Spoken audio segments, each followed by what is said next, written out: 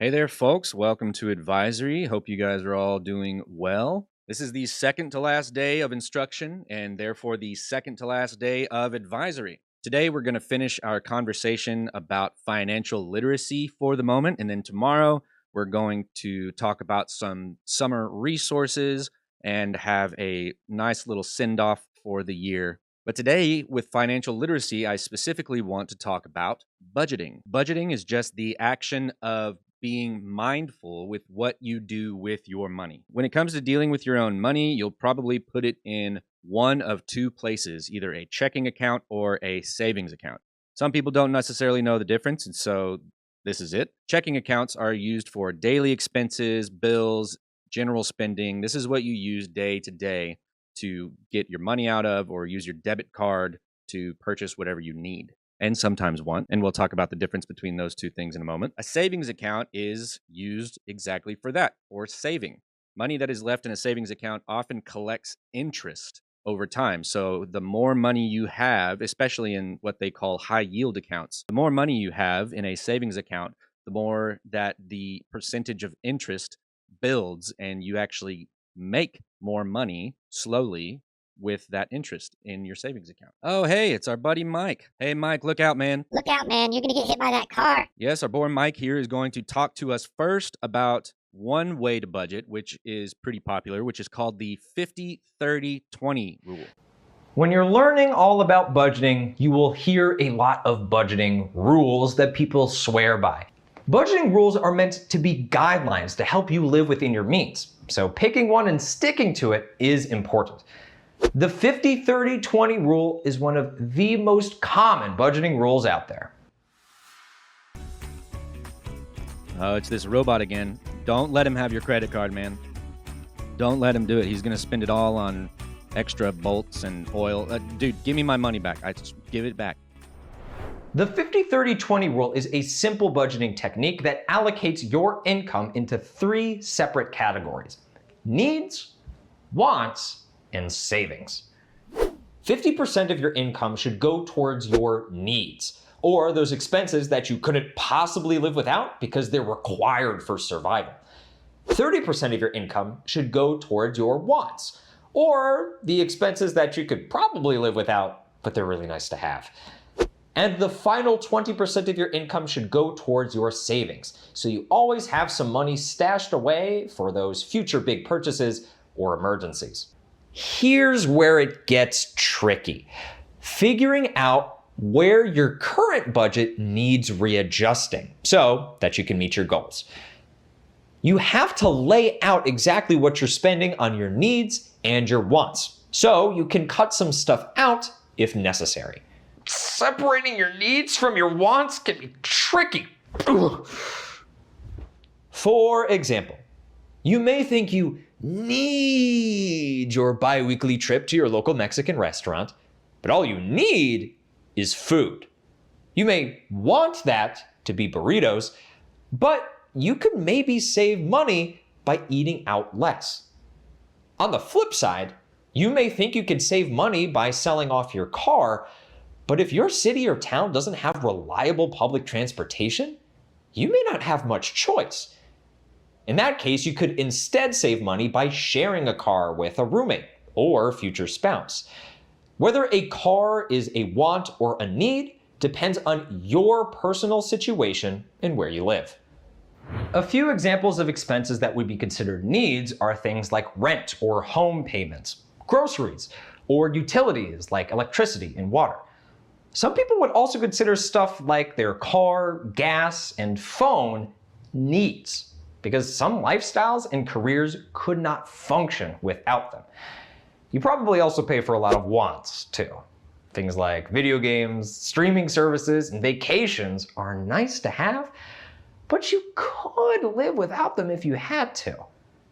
Anything that could be replaced with a cheaper alternative should also be considered a want. For instance, maybe you have a gym membership, but it could be cheaper to work out at home instead. Or maybe you like getting your nails done at the salon, but it might save you a lot of money if you did that at home too. Some people prefer to break down this type of want into pieces by putting the absolutely necessary part of it in the needs category, while including the additional cost of the preferred but more expensive version in the wants column. If coffee is an absolute must-have for you, you could put the bare minimum cost of making it yourself at home in the needs column, while putting the additional cost for going to the coffee shop each day under wants.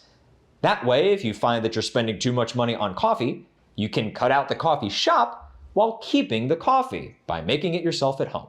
So that is one way of doing it, the 50-30-20. Sometimes that works, sometimes it's harder than other times to keep up with that. And oftentimes, just like with any budgeting strategy, it's going to probably take some lifestyle or decision-making changes to fit within a budget. When it comes to budgeting, there's also fixed and variable expenses. And our boy Mikey is going to talk to us about that now. Bills that are the same each and every time are easy to predict, like rent or your phone bill.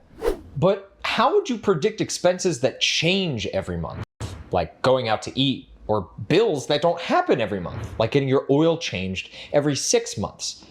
And how do you predict emergencies, which are, by their very nature, unpredictable? First up, we have the easier expense to account for, fixed expenses. These are expenses that are easy to predict both in timing and in cost, because they happen regularly and they cost about the same amount each time. How you'll budget for these depends on the time period you're budgeting around. See, most bills and monthly paychecks happen on a monthly cycle. So most people prefer to set up their budget by the month. For example, I pay $60 for meal kits to be delivered every week. So every month I pay $240 for delicious fresh food deliveries. Totally worth it.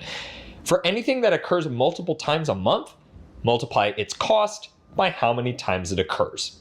For anything that occurs less often than monthly, budget for it by splitting the cost between however many months the cycle lasts. I have my online gaming subscription set to renew every 3 months for $120.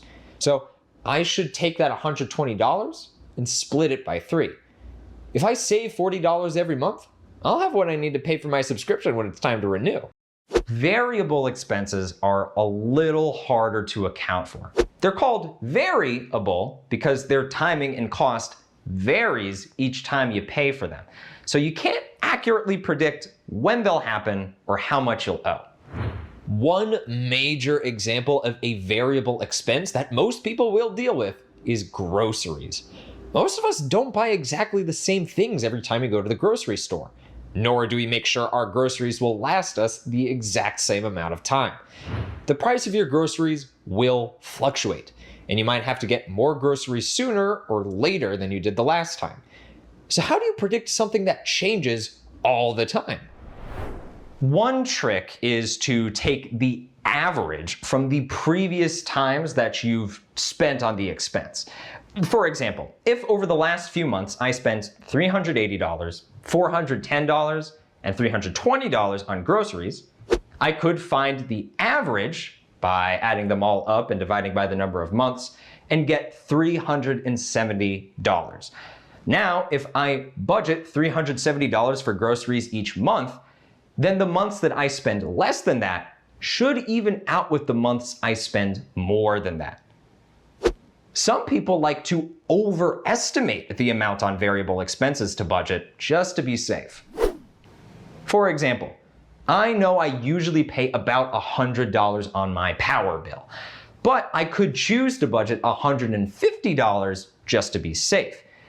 Now, every month that I pay less than that, I get to pocket the extra cash to spend on something else or put in a savings account. Last but certainly not least, what about the most varying of variable expenses, emergencies? You could go years and years without an emergency, and then all of a sudden, a strong storm blows a branch right through your fence. Now you have to pay to get the fence repaired. A surprise fence repair can cost you a lot of money that you simply didn't budget for. How are you supposed to know that that storm was coming? That's the problem with emergencies. There is no way you can plan for the unplannable. You can't expect the unexpected. You just can't predict the unpredictable.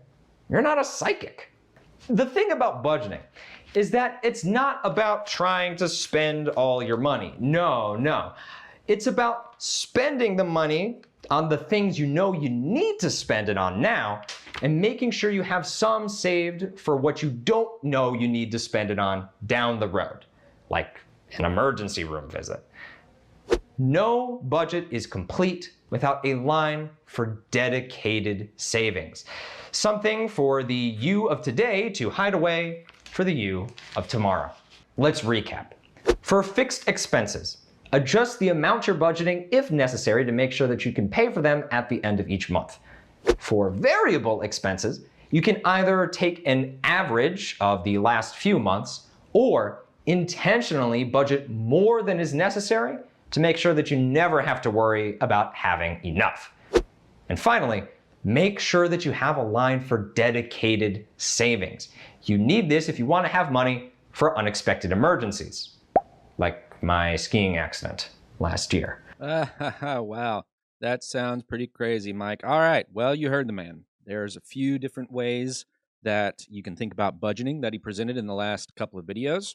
And I want you to discuss them in the questions on the next slide with your advisor. And you can also ask them how they budget, because they've been adults for at least a little bit of time by now. And so talk to them about what they think about budgeting and how they do it as well, because there's lots of different ways to do it. It's just important to do it. I will see you guys tomorrow for the last advisory of the year. Until then, be good to yourself and others. And I'll see you soon.